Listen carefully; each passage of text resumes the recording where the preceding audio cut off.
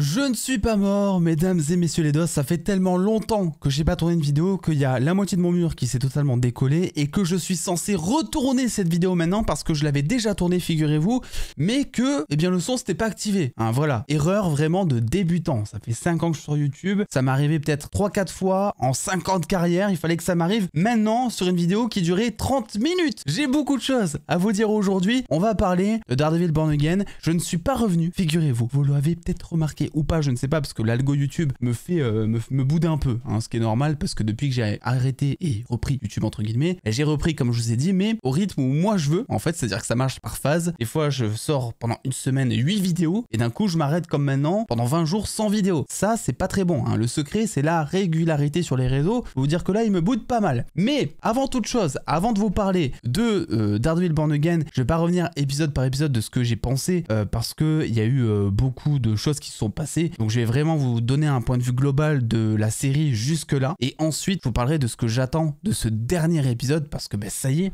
on y est. J'ai envie de faire un petit instant auto-promo qui me semble très important parce que ben, je me donne en fait. Et j'espère que vous aussi, si vous faites un petit coucou, je serai heureux. J'ai lancé un TikTok, si vous me suivez pas déjà, sur des histoires de comics et des histoires jeux vidéo, si je peux appeler ça comme ça. C'est assez barré. Il y a des moments qui sont assez drôles aussi. Il faut avoir du second degré. Si vous n'avez pas de second degré, n'allez pas sur ce TikTok, vraiment. Et il y a 3-4 jours de ça, j'ai aussi lancé de mon côté, un peu plus en mode chill, un TikTok spécialisé gaming. Parce que le gaming, mais bordel, qu'est-ce que je kiffe ça. Et vous ne le savez peut-être pas si vous me suivez uniquement que sur cette chaîne. Mais du coup, si le gaming vous intéresse, si vous voulez voir mes découvertes, mes avis, mes coups de cœur, coups de gueule sur l'aspect jeux vidéo, voilà, et bien c'est sur le TikTok secondaire. Je vous mets tout ça en description, en commentaire épinglé. Et si jamais vous voulez lâcher un petit coucou en commentaire, vous marquez chocolatine. Et comme ça, je serai sûr que vous venez de cette vidéo. Et en vrai, je serai ultra content. Pas parce qu'il y aura le mot chocolatine, mais juste parce que bah, je vous verrai là-bas. Et on se reverra, j'espère, très vite aussi. Donc, avant toute chose, pourquoi est-ce qu'il n'y a pas eu de vidéo pendant 20 jours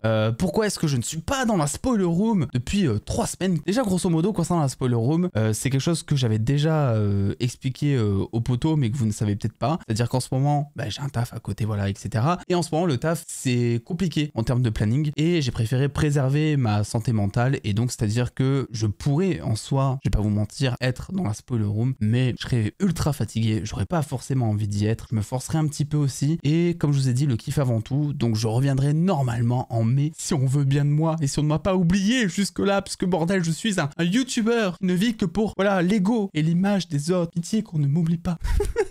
Donc ça, c'était la première des choses concernant la spoiler room. La seconde, c'est pourquoi est-ce qu'il n'y a pas eu de vidéo et surtout pourquoi est-ce que j'ai pas donné mon avis sur les épisodes de Daredevil après l'épisode 5, je crois, ou l'épisode 6, je sais plus. En fait, ça m'a fait chier, voilà, tout bonnement. C'est-à-dire que j'ai l'impression, sur Marvel en général en ce moment, quand j'arrive dans une vidéo, si je vous dis pas cet épisode, c'est une masterclass, j'ai l'impression que de suite, les gens s'offusquent, prennent pour eux en fait un avis. Alors que moi je suis personne les gars, moi je suis là pour partager mes kiffs, mes déceptions, je vous dis pas quoi penser du tout, et au contraire ce que j'adore c'est qu'on ne soit pas d'accord avec moi, et je vous jure, je ne dis pas ça pour faire genre ou quoi, je préfère quand on n'est pas d'accord avec moi, parce que ce que je kiffe dans la vie plus que tout, c'est débattre. Alors si jamais vous n'êtes pas d'accord avec moi, débattons, discutons ensemble, mais par pitié, arrêtez de dire ah t'es aigri, t'es jamais content, ah non cet épisode était trop bien, mais sans rien dire après, tu peux kiffer, mais dis-moi pourquoi t'as kiffé, en quoi tu n'es pas d'accord avec moi Philippe. Voilà, c'est ça que je veux savoir surtout, en quoi tu n'es pas d'accord avec moi, pourquoi, quelle est la question quoi au bout d'un moment. Donc j'étais un peu déçu, en vrai je vais pas vous mentir, et je trouvais pas grand intérêt du coup à vous donner mes avis sur les épisodes, parce qu'en soi bah, si ces vidéos je les fais c'est pour avoir un débat, ou en tout cas prendre du plaisir, et s'il n'y a pas au minima ce plaisir du débat, et si c'est juste pour m'en foutre plein la gueule ou j'en sais rien, bah franchement les gars, comme je vous ai dit, moi YouTube maintenant c'est une passion, si j'ai envie de me prendre la tête, je me prends la tête au taf, tu vois ce que je veux dire, je suis pas là pour me prendre la tête, je suis pas là pour supporter les turbo débiles qui ont découvert le MCU avec She-Hulk. Au bout d'un moment les gars, soyons sérieux, hein. Ici nous sommes de vrais fans, ok, ici nous discutons, nous débattons. Donc voilà, c'est pour ça qu'il n'y a pas eu de critique jusque-là concernant Daredevil, mais je trouvais ça important quand même de revenir aujourd'hui pour vous donner mon avis global, parce que la fin approche et il y aura une vidéo qui sortira pour la fin de la série, peut-être pas le jour même de l'épisode du coup, parce que comme je vous ai dit au taf c'est compliqué, mais durant les jours à venir du dernier épisode, parce que Daredevil, la série originale, c'est une série que je kiffe. Et d'ailleurs parlons-en, parce que ça aussi, hein, là je fais un point global et ensuite on parlera de la série les gars. Il y en a beaucoup en commentaire qui m'ont reproché le fait durant ces dernières critique, eh bien de comparer la nouvelle série avec l'ancienne série Netflix, disant mais Steven, ce n'est pas comparable, ici c'est une autre série, la série s'appelle Daredevil Born Again, Daredevil Renaissance, ce n'est pas la même chose. Dis-toi, c'est la même chose, je t'assure. Tu regardes les interviews des acteurs, je te laisse aller les découvrir, tu regardes ce que dit la production, ils le disent eux-mêmes, mot pour mot, je n'invente rien, que c'est une série à prendre limite comme une saison 4. C'est une suite, et tu le vois en tout point dans les personnages. Ils ont même viré la nouvelle actrice qui devait jouer Vanessa, ils l'ont recast, ils ont pris l'ancienne, voilà, de la série originale. Tout est là pour te dire, même dans l'écriture de la série, que c'est une suite à tout ce qui a été fait auparavant, et même dans ce qu'ils racontent dans la série, ils te font des flashbacks des fois ou des petits rappels de ce qui s'est passé auparavant. Donc c'est une suite. Donc si c'est une suite, c'est normal de comparer, comme toi tu le ferais pour, j'en sais rien, les autres saisons de Prison Break, ou les autres saisons de Lost, ou Elite, ou je sais pas trop quoi. Ce n'est pas une autre série, c'est une évolution de la série originale si on veut. C'est une suite, c'est pas la même chose, ça on est d'accord, mais ça reste la même série en fait, voilà. Et donc, eh bien de ce point de vue là, Daredevil Born Again, moi ce que j'aime, c'est que il réinvente sans non plus copier en fait ce qui a été fait auparavant. Ça ne veut rien dire, ce que j'ai dit, on est tous d'accord. Ce que je veux dire par là, c'est que la série originale, moi je l'ai adorée, mais mon attente principale, c'est pas non plus de reproduire ce qui a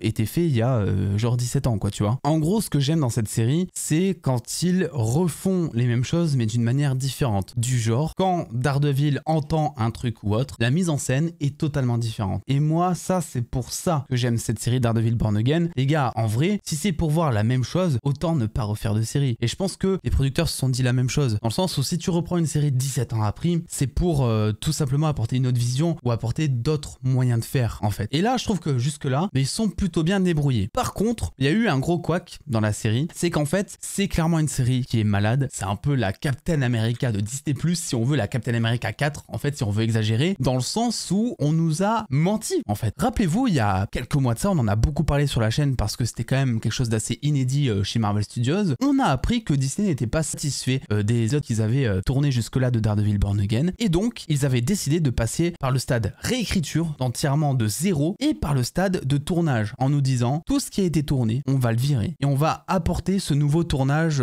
sur nos écrans. Et c'était quelque chose qui avait fait fureur, parce qu'en fait, le truc c'est que ils avaient dépensé tellement d'argent dans ce tournage, et surtout, symboliquement, ça voulait dire aussi, bon, cette fois, on a tellement fait de la merde ces derniers temps qu'on ne peut plus se permettre de faire de la merde, surtout avec une série que vous avez énormément appréciée jusque-là. Donc, on va essayer de bien faire, on n'est pas content, on va tout retourner. Donc, ça voulait dire quelque chose. Et au final, les gars, ils ont gardé le matériau original. On le voit, tout le monde le sait. C'est-à-dire que on voit clairement que la nouvelle équipe de scénaristes, de réalisateurs, etc., qui est arrivée ensuite sur cette série, ils ont repris des moments qui avaient été tournés, et beaucoup de moments qui ont été tournés de la série originale qui aurait dû sortir précédemment, et ils ont essayé de rafistoler ça comme ils pouvaient avec ce que eux ont tourné et avec leur nouvelle vision. Et d'ailleurs, quand tu les écoutes parler, t'as pas forcément l'impression qu'ils sont fiers de ce qu'ils ont entrepris, en fait. Tu sens qu'en fait, l'histoire de la saison 1, c'était pas vraiment ce qu'ils voulaient raconter, et ils arrêtent pas de mettre l'accent sur la saison 2. À chaque fois que tu les vois en interview, ces gars-là, ils te disent non mais les gars, j'ai quand même beaucoup hâte de la saison 2 parce que vraiment vous êtes pas prêts pour l'histoire et tout. Tu sens que vraiment leur bébé, c'est la saison 2, et qu'en fait, ils ont été engagés pour la saison 1 pour essayer de finir la commande, de rafistoler comme ils peuvent, quoi. Et c'est pour ça d'ailleurs que cette série, elle est problématique, dans le sens où c'est un peu à dents de scie. Il y a des moments qui sont ultra cool, il y a des moments qui sont pas ouf, mais en fait, t'as pas du tout l'impression de retrouver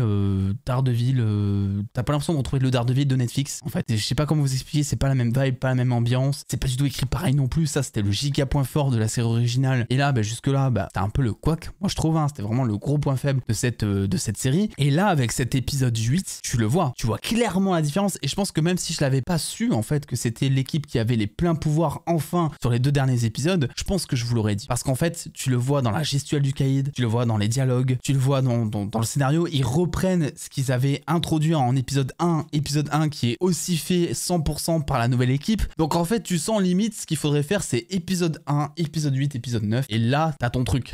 Tu vois ce que je veux dire? C'est dommage, hein, je suis d'accord. Mais grosso modo, tout ce qui a été fait entre-temps, Muse, évidemment, énorme gâchis. Alors, il y a des questions qui se posent autour de lui. On verra comment l'essai va se transformer, parce que moi, j'y crois assez moyen que Muse soit mort. Je sais pas comment vous expliquer. Pourtant, on l'a vu au sol pendant des heures, hein. Il est mort, quoi. Mais est-ce qu'ils essaient pas de faire un symbole de Muse, tu vois? Est-ce que la psy va pas reprendre le masque? J'en sais rien, c'est une théorie, je vois circuler, tu vois, mais je sais pas, peut-être qu'elle va péter un câble, tu vois, elle a été traumatisée par la mort de Muse, mais en même temps, t'apprends dans l'épisode 8 qu'elle déteste les justiciers, donc ça m'étonnerait. Donc je sais pas vraiment comment tout ça va se passer, mais tu sens en tout cas clairement, pour en finir sur ce point, qu'il y a deux séries différentes qui ont essayé de rafistoler tout ça, et c'est ça qui donne ces écritures parfois bancales, ces énormes facilités scénaristiques. Les gars, arrêtez de râler. Quand je dis qu'il y a des facilités scénaristiques, arrêtez de dire que je suis aigri. C'est factuel. Quand je te dis qu'il n'y a pas de caméra dans un métro, et que c'est très bizarre déjà dans la vie en général, mais en plus dans un monde du MCU, il y a toujours des attaques d'extraterrestres, etc., des choses qui se passent, ça c'est une facilité scénaristique, les gars. Et mon problème jusque-là, c'est que dans chaque épisode, il y avait une facilité. Vraiment. Et en fait, tu te dis, mais bordel, qu'est-ce qui se passe, quoi? On parle de Daredevil. Il mérite pas ça. Et oui, ça fait râler. Du coup, c'est ça qui est dommage. Et en fait, je peux même pas leur en vouloir. Parce que c'est même pas comme si on était sur une She-Hulk, ou voilà, ils ont pas assumé le truc à 100% comme avec cette série. Là, tu sens qu'ils ont essayé de bien faire les choses à 100%. Qu'ils avaient des rushs. On leur a dit de se servir des rushs parce que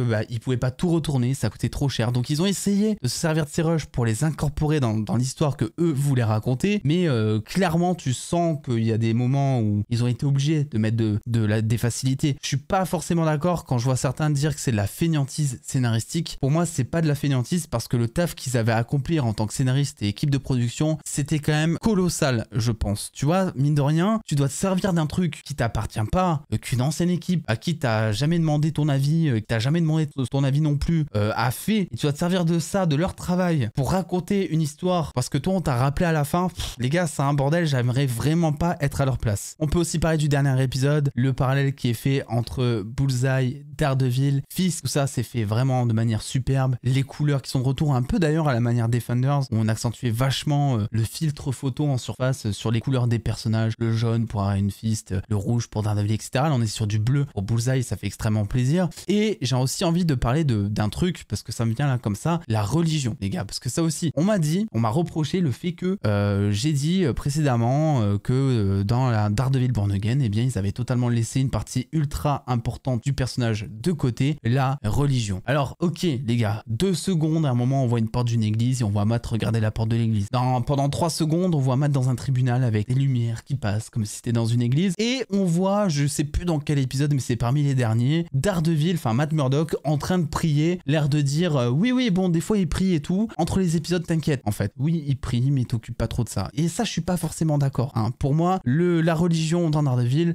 chez Matt Murdock, c'est un truc qui est omniprésent tout le temps, c'est sa manière d'être, c'est qu'il l'a éduqué en fait, c'est ultra important. Dans la saison 3 de Daredevil, ou la saison 4, je ne sais plus, celle qui est juste après Defenders, juste après qu'il se soit pris un immeuble sur la tronche, par exemple, il renie sa foi. C'est pour ça que je vous dis, non, l'excuse de renier sa foi, c'est pas une excuse pour ne pas te montrer la religion. Parce que dans cette saison 3 de Daredevil, où il renie sa foi, la foi est ultra présente. Et d'ailleurs, rappelez-vous dans la saison 2, même au moment où il est sur le toit avec le Punisher, c'est notamment grâce à la religion que ça rend cette scène totalement incroyable, ce débat de ouf. Et c'est ça aussi qui crée l'alchimie entre le Punisher et Daredevil à ce moment-là. C'est ça qui fait que le Punisher est un personnage qu'on aime, dans le sens où les deux sont en parallèle, sauf que ce qui les différencie, c'est que l'un fait justice mais ne va jamais jusqu'au bout parce qu'il est justement chrétien et on te met toute cette frontière au devant de la scène, et l'autre Punisher, lui il est en roue libre totale. Donc en fait Matt Murdock, c'est pas juste Matt Murdock, c'est le juge, le jury, le bourreau, c'est le mec qui est chrétien, qui est avocat, qui est justicier. Il est sur les 3 pans de la justice. Il a une justice qui est divisée en 3, qui sont toutes les 3 différentes. T'imagines le chaos dans sa tête que ça doit être à ce moment-là, quand le gars il doit défendre des types le jour et que la nuit il arrive pour leur arracher la tête, quoi, tu vois, c'est trop bizarre. Et c'est ça qui est giga intéressant dans Daredevil, même dans les comics d'ailleurs. Et c'est grave dommage que dans Daredevil Born Again, ça ne soit toujours pas présent. C'est pas une vieille prière sur un lit qu'on voit pendant 10 secondes, les gars, qui va me faire dire que ça y est, on a mis le côté religieux de Daredevil. C'est pas ça le côté religieux. Le côté religieux, c'est justement aborder ce débat, cette profondeur, le fait de dire, mais ok, t'es plus Daredevil, t'as du mal à être que avocat, comment est-ce que tu fais? Là, il a laissé tomber ces 2 personnalités sur les 3, c'est-à-dire qu'il est plus que avocat, et tu sens que ça le démange depuis le début, quoi. Et à aucun moment, c'est justifié. Parce que, par exemple, le fait que Foggy meure au début, ça, les gars, c'est ultra important. Ils ont raté un truc monumental, moi, je trouve, avec ça, notamment sur le côté religieux. Quand t'as le deuil à approcher, c'est là où il faut mettre le côté religieux. Quitte à dire, non, mais de toute façon, j'en sais rien, je perds foi envers, voilà, la religion, parce que,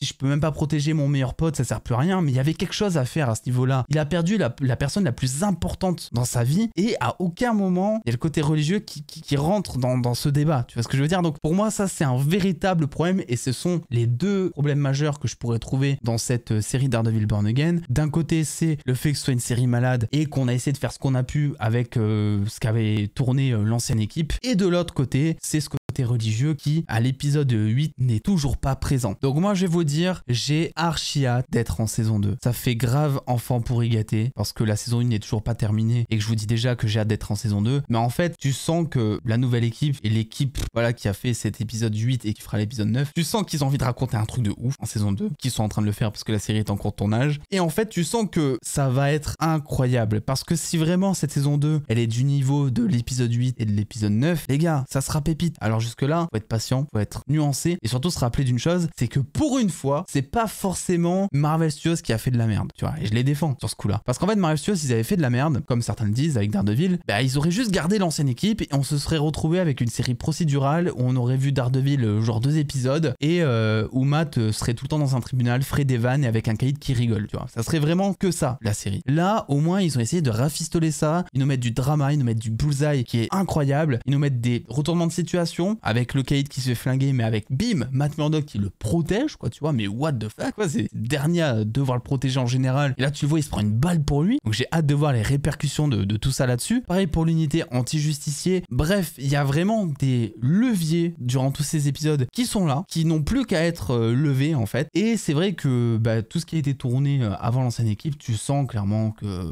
moi perso, c'est pas ma cam. En tout cas, je dis pas la série, elle aurait pu être bien, elle aurait pu être sympa, mais elle n'aurait pas été incroyable, tu vois. Là, l'épisode 8, sans dire qu'il est incroyable, mais je trouve que il est vachement cool, tu vois. T'as de la tension dans les dialogues, t'as pas forcément beaucoup de scènes de combat, mais t'as beaucoup de tension dans les dialogues. T'as l'évasion de Bullseye, où là aussi ils ont fait ça en mode vite fait, mais bon, c'est Bullseye, quoi, tu vois. J'ai envie de vous dire, les gars, moi je vais pas m'attarder là-dessus. Le mec, au bout d'un moment, il peut tuer avec un trombone à 8 km, donc évidemment qu'il va arriver à s'échapper d'une prison en 2-2, tu vois. Pour moi, c'est pas forcément une facilité scénaristique, c'est juste qu'on te fait comprendre depuis le départ que le mec c'est un surhomme. Bon, s'échapper d'une prison, je vois pas ce qui peut l'arrêter, quoi, tu vois. Et ben voilà, j'ai trop hâte d'être à la suite et de vous en parler. Donc grosso modo, voici ce que je pouvais vous dire de ce que je pense de Daredevil Born Again pour l'instant. Une série pour l'instant en dents de scie, c'est probablement ce que je vous dirai aussi durant l'épisode 9, à la fin de l'épisode 9, pour vous résumer mon avis sur cette saison. Mais écoutez, je prends du plaisir, mine de rien. Je suis pas en mode hype sur hype depuis le début pour découvrir chaque épisode, mais j'avoue que là, j'ai quand même assez hâte de découvrir l'épisode 9 et de voir où ils vont aller, de voir s'il y a une scène post-crédit aussi, potentiellement l'amulette avec la White Tiger, voilà, qui va reprendre le flambeau, j'en sais rien. Mais en tout cas, beaucoup de choses à dire et très